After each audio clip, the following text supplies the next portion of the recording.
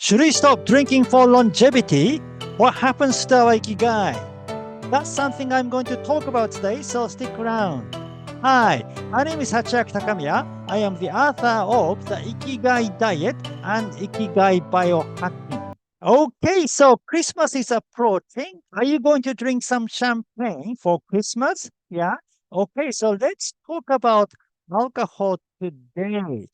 Because recently, many people are suggesting that we should stop drinking for longevity. Some of the experts in health and longevity field are, are talking about that alcohol has a negative effect, yeah, on our health and so on. Okay. And then, so I have spoken about alcohol before. For example, I made a video called French Paradox and Ikigai, what French people and Japanese centurions have in common. And then I basically recommended that moderate amount of alcohol is okay. Yeah, it can create ikigai for us, and therefore we don't need to stop drinking alcohol completely for our health and longevity. However, recent studies seem to suggest that even a small amount of alcohol has a negative, harmful, effect on our health. So I have a kind of second thought about it. So I decided to make a video to kind of delve into more in detail about what we should do, whether we should stop drinking alcohol completely or can we still continue drinking as long as it is a small amount, like a moderate amount. And in that case, how much is the moderate amount and how often can we drink? Or what other things do we need to do? Like what we need to be careful about our diet, or what kind of food can we eat when we drink? Or how can we prevent from injury? Because you have a higher risk of injury if you are drunk, like you might, fall and stuff like that. So I'll just delve into, how we can go about drinking alcohol for our health and longevity today. And this is especially beneficial for people who are over 50. Yeah, I'm kind of focusing on how, people who are getting older deal with alcohol. Right. So please watch the video until the end. Now, when we consider this kind of information, you need to pay attention to who is talking, who is presenting the information. Because, depending on their position, the kind of thing they focus on changes, even though if you're looking at the same, same evidence. Yeah. Whether you are pro alcohol or you are anti alcohol, stuff like that, for example. Yeah. So I am going to reveal my stand in the beginning so that you will understand where I am coming from. Okay. So I am neither pro alcohol or anti alcohol. Yeah. In fact, I was anti alcohol when I was a teenager. Now, when you say when I was a teenager, it sounds strange because we're not allowed to drink alcohol in Japan if you're a teenager. The legal age of drinking alcohol is 20 years old. Yeah. So, but when I was in high school, I was very anti-alcohol because many people are actually drinking. Yeah, even in our in the high school age. Yeah, many people are smoking and drinking, and I was very against it. But it's not just I was against the idea of high school student drinking just for anyone, even adult. Yeah, I thought it was a bad idea to drink alcohol and it was a bad idea to smoke. So I was kind of preaching my classmate how bad it is to drink alcohol. And I told them that I'm not gonna drink alcohol even if I turn 20. Yeah. And in fact, I didn't. Yeah. So I didn't drink alcohol for maybe until the age of 22 or 23. Yeah.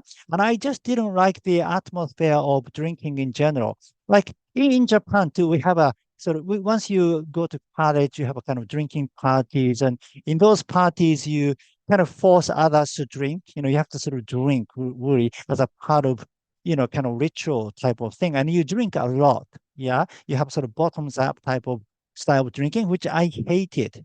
Yeah.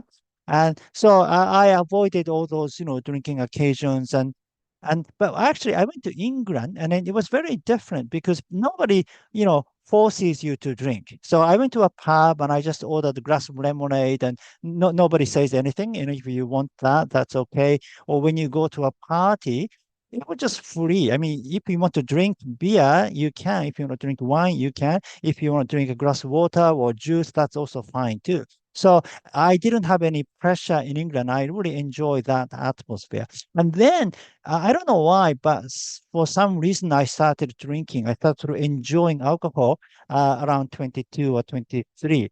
And I also went to Germany and I really enjoyed drinking beer there. And in France, especially, I remember when I went to France, I fell in love with wine. I fell in love with red wine. Yeah, there's two things I fell in love with in France was coffee, like morning coffee and evening red wine. Right.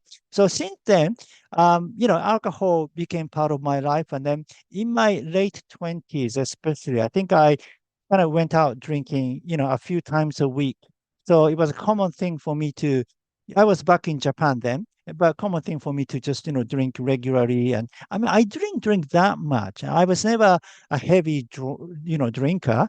Um, when I say maybe 3 pints, up to 3 pints of beer, yeah, I didn't really drink 4 pints. So, you can tell how much I was drinking and stuff.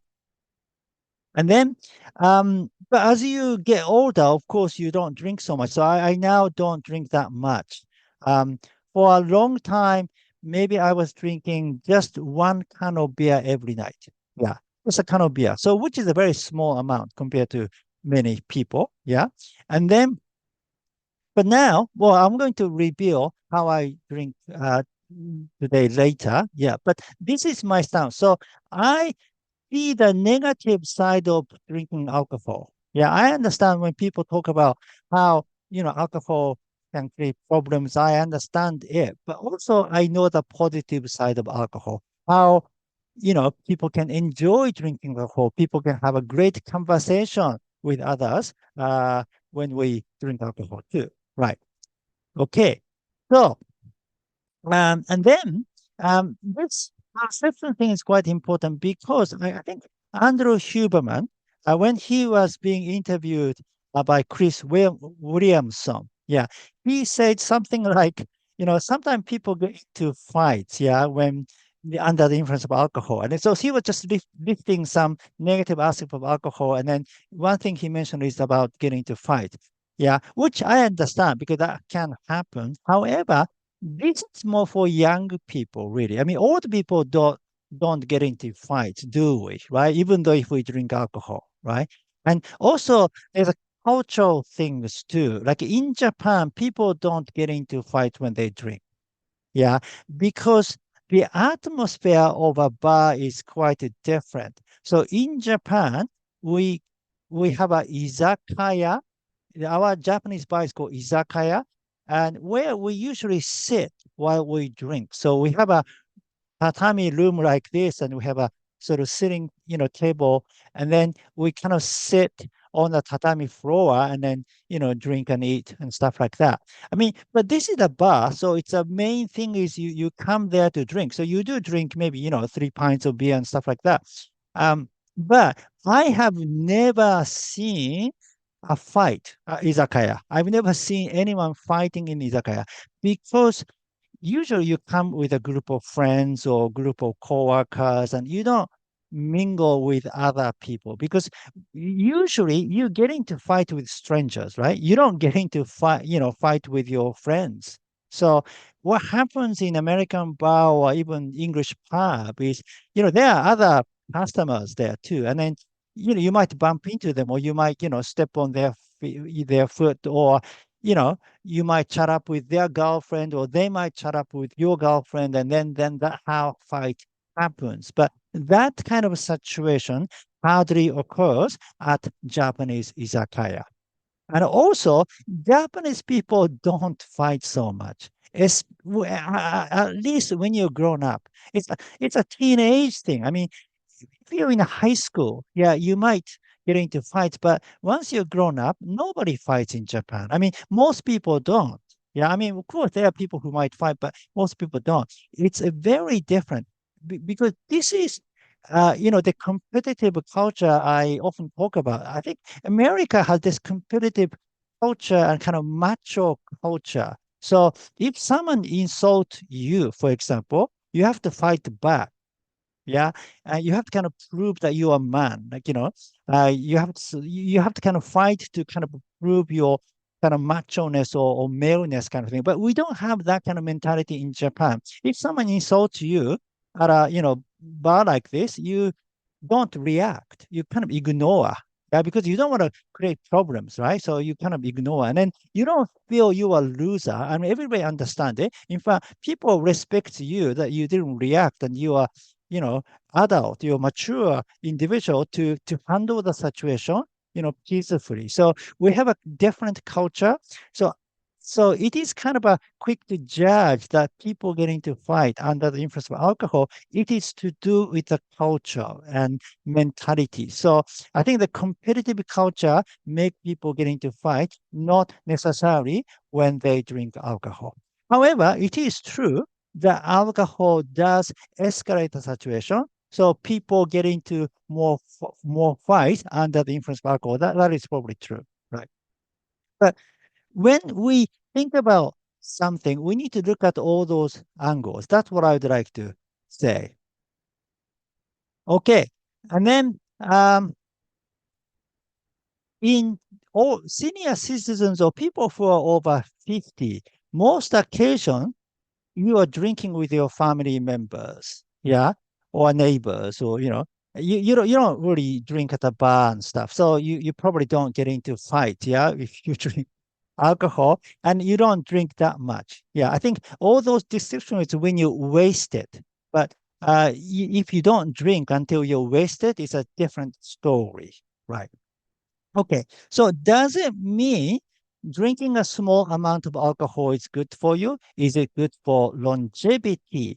Well, um, alcohol in general is not good for longevity.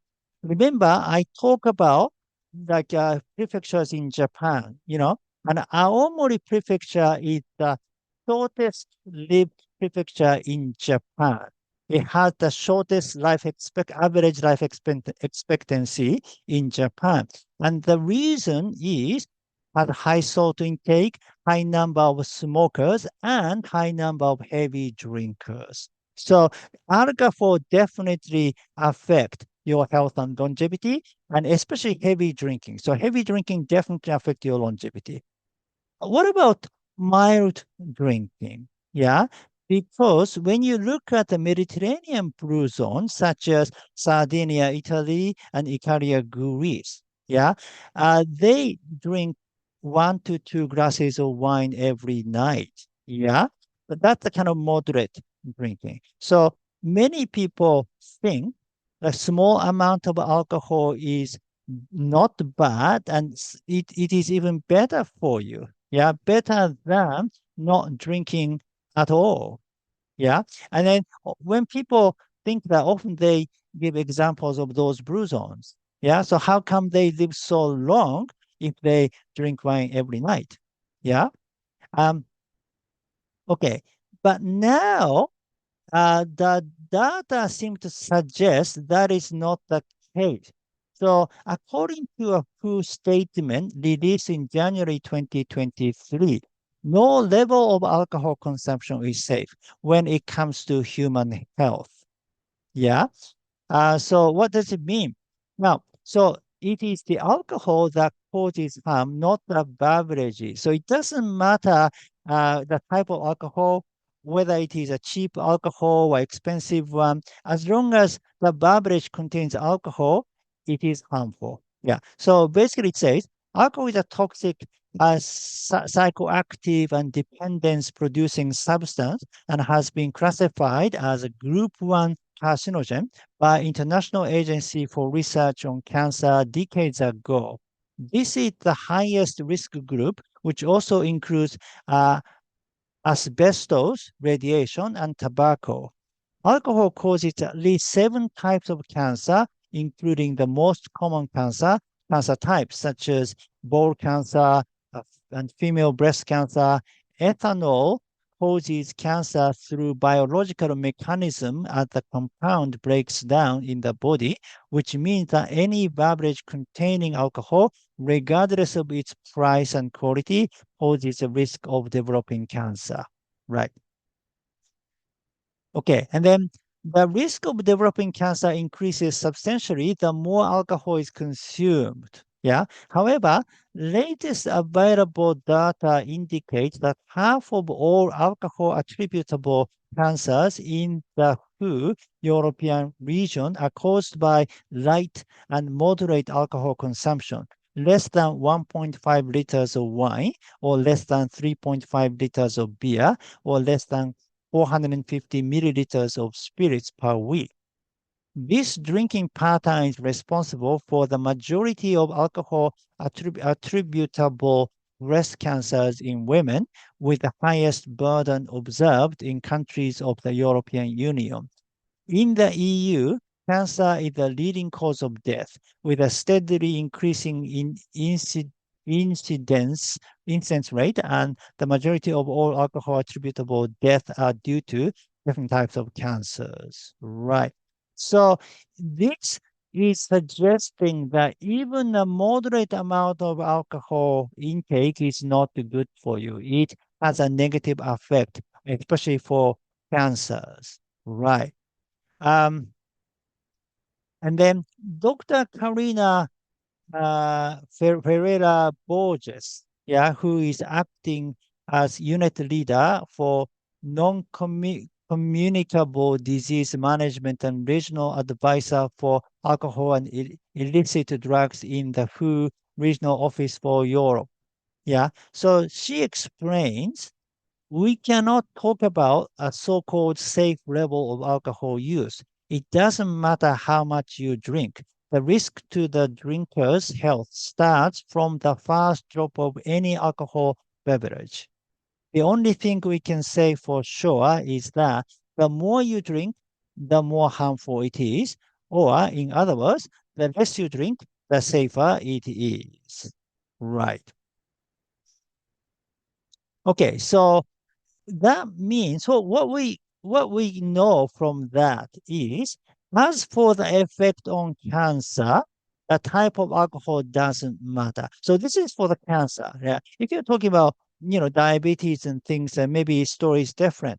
Because remember I once said, according to Dr. Zenji Makita, the Japanese doctor who is specializing in diabetes, yeah, um, certain alcohol has more sugar, like beer contains more sugar than wine. So drinking red wine is safer compared to drinking beer in terms of the sugar content and rising of your blood sugar level and stuff like that. So for that, maybe the types of alcohol matters, but when it comes to cancer, it doesn't matter. Alcohol itself is harmful, right? And the amount does matter. Less is better and zero is the best. And we don't know how other factors affect. Right. So let's look at other factors then, because this is more like a physical or so alcohol's effect on our health, in terms of kind of physical health, really. But we don't know about mental benefit and other things because when you drink alcohol, you have other benefits as well. Yeah, such as your ikigai. Yeah. So what about your ikigai? Because a lot of people drinking is your ikigai. Like I enjoy drinking at sunset. I mean, my favorite occasion is drinking a glass of red wine at sunset and just feel so at peace and be in tune with the natural kingdom and then everything and feels fantastic. Yeah, that is one of my ikigais. Yeah, and also you often drink with other people. So drinking is very much a social occasion. So you have this communication with friends. You have the social interaction, and that becomes your ikigai. In fact, for many people's ikigai, it is a communication with others. It is a bond with others. And alcohol helps create this bond a lot. I mean, you can create that bond without alcohol. It is possible, but in many societies, in many communities, alcohol definitely helps. Yeah, because whenever you have those gatherings and celebrations, and often people drink, and then when you drink and you kind of I don't know, get to know each other more. Yeah. So that's another thing. Andrew Huberman said he can speak of his mind without drinking. Yeah. So some people can do that, but that is not the case in Japan. No, Japanese people don't talk about what they think if they don't drink alcohol. Yeah. So one thing I like about drinking alcohol in Japan is that you get to know people more, and you can hear what they think. Because otherwise, they only presented their personas. They are not showing their true self. So it has such a positive impact when it comes to the communication. Yeah. Um, so that's something you cannot ignore, really. I mean, you don't have to, but alcohol definitely helps. Now, what about other factors, like whether you practice fasting or not, should affect, yeah, if those people who in Europe, they are doing like a moderately, like a drinking people, like do they practice fasting, or do they have a good diet, or do they exercise regularly? Because those factors should affect, yeah, on your longevity. And then, because some of those activities can prevent you from catching cancer, yeah, or developing cancer. So if you have if you're leading a very healthy lifestyle, that makes a lot of difference from people who don't. Too. Okay, so now let's look at some of the options. So zero drinking. If you stop drinking alcohol completely, that has the least risk, right? And then moderate amount has some risk. Now, some people or some studies say moderate amount has some benefit, but let's say there's no benefit. Yeah, it has only risk. But the risk is not as great as when you drink heavily. So heavy drinking has a high risk. Right. So we have a kind of three options. And then, so yeah, we can all agree that we should avoid this one, the last one. We should stop drinking heavily. Yeah. So we have two options, either to stop drinking alcohol completely, or just drink a small amount. So reduce the, amount of drinking. Right. Now, when you say zero has the least risk, again, you're only looking at the physical point of view. But if you look at the psychological point of view, it is not always the case, because it really depends on who you are. Like, how long can you continue with this method? Yeah. If you decide to stop alcohol completely, maybe you can do it for 1 month or maybe 3 months. Then after that, you might go back to drinking again. Yeah. Like you might even think, oh, I tried that method. I tried what's been recommended, but it didn't work for me. I mean, in fact, I didn't enjoy it. My life was miserable. I lost my Ikigai and it wasn't fun. So, I didn't think it was worth it. So I decided to go back to my regular drinking routine. Yeah, that might happen. But on the other hand, if they took this measurement to reduce the amount, yeah, and then maybe it worked and they could continue for the rest of their life, then which is better? So I think by choosing this measurement, the end result, could be greater. So it is difficult to say which has, the bigger risk. Maybe the moderate amount has a lower risk, yeah, in that sense. But again, it depends on individual, because for some people, like zero has the best. It is easy and simple. Yeah, and moderate is a very difficult thing. As long as you're drinking, you reminds you of alcohol, so you might go back to heavy drinking. Yeah, so you might as well stop drinking so that you don't have to think about alcohol. So for some people, that is easier way. Yeah. So it really depends on the person. Okay. And then another thing you need to take into consideration is Hara Hachibunme, 80% optimal. So are you aiming for the 100% optimal? Then you should stop drinking completely. You don't want to have any chance, any sort of negative, effect. Yeah, but if you're just trying to achieve 80% optimal and you are already doing, fasting and, on a good diet, exercising and stuff like that, and then maybe you can cheat a little bit. So how you are you trying to, perceive your lifestyle. Yeah, you can think about it too. Okay, so now what are the methods I recommend to them? Yeah, okay. So first one is zero approach. So you stop drinking alcohol. Yeah, because in some way this is the best and simple and easy. Yeah, and also you save a lot of money too. It's probably depending on how much you drink, but you must spend a lot of money on alcohol. I mean, I do too. If I calculate, like I spend quite a lot of money. So if I stop drinking alcohol, it will, yeah, save a lot of money, and then that's one beneficial aspect to consider. Plus, um, I don't know. It just makes it very easy. And you can always find other ways to find your ikigai. Yeah. Yeah. All biohacking things can become your ikigai. Exercise can be your ikigai. Even fasting can be your ikigai and diet can be your ikigai. Yeah. And one thing I recommend is having a bath or a sauna at night. Because often in my case, I needed to drink a can of beer at night to kind of finish the day.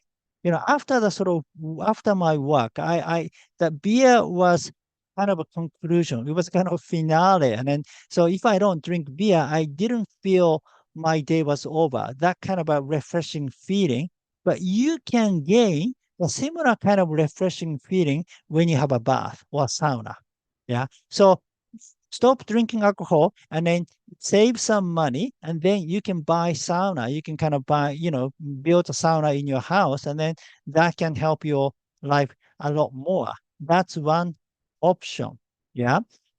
But if this is difficult, you can stop drinking just during the week and then limit to only the weekends. Yeah. So this is the method I personally use. Yeah, I find this very convenient. Yeah, because it works very well with my Hare and K intermittent fasting schedule. Right. So I have a Hare and K intermittent fasting regimen. So Hare means time to celebrate, time to enjoy, and K means usual time, the time to discipline. So I divide the week and the weekend, yeah, between K and Hare. So during the week is K period, and then the weekend is Hare period. So, for example, I practice intermittent fasting only during the week, but not on the weekend. I take a break and I have 3 meals. And then I practice plant-based diet only during the week, but not on the weekend. I mean, not completely. I have fish, yeah, on Tuesdays and Thursdays, yeah. But I try to stay on a plant-based diet as much as possible during the week, but not on the weekend. Yeah. So then I add alcohol to the weekend menu, then it kind of fit very smoothly with this schedule. Yeah. Um, you can always do like, a glass and, 1 glass every night too, limit to just 1 glass. That's another option you can do. However, I prefer the first method because, I mean, this one, the one you don't drink anything during the week because it optimizes your sleep. too. So if you have alcohol, even just 1 glass of wine at the dinner, it affects your sleep quality. Yeah. So if you don't drink at all, then you can sleep better. And with this system, at least you have 5 days of, good quality sleep. Yeah. Well, personally, even on the weekend, if I drink alcohol, I can still sleep well though. Yeah. But anyway, so or you can always do kind of alternatively, like sort of you drink a glass on Monday, but don't drink on Tuesday, drink a glass on Wednesday, don't drink on Thursday, and drink a glass on Friday. And that's another option too. Or you can have a hare only once a month, not every weekend, but only once a month. Or you can have a hare just once every 2 weeks, like every new moon and full moon. So remember I talk about, celebrating on new moon and full moon. Maybe you have the weekend close to the new moon and the weekend close to full moon be hare and a time to celebrate, you can drink alcohol. Yeah. Or you can only drink at the actual hare occasion, meaning the time to celebrate, like, for Christmas or Thanksgiving or someone's birthday and so on. Yeah. That is even better. So whatever the style works for you, you can choose. Now, so once you select the kind of, how often you drink and things. Yeah. Now, what can you drink? So I recommend organic wine and probably red wine because of the polyphenol thing. Although resveratrol thing is, unless you drink like 3 bottles of wine, it's not enough. So it probably doesn't affect that much. Yeah. But, if you like wine, that would be good. And also for the sugar point of view, it has less sugar than beer. Um, to avoid sugar, the best one is like a whiskey, like the liquor, such as whiskey. But again, depending on how you drink, if you drink whiskey with water, that's fine. But if you drink whiskey with Coke or fruit juice, then that changes that story. And then, so the wine with less than 12.5% alcohol and then no antioxidant added.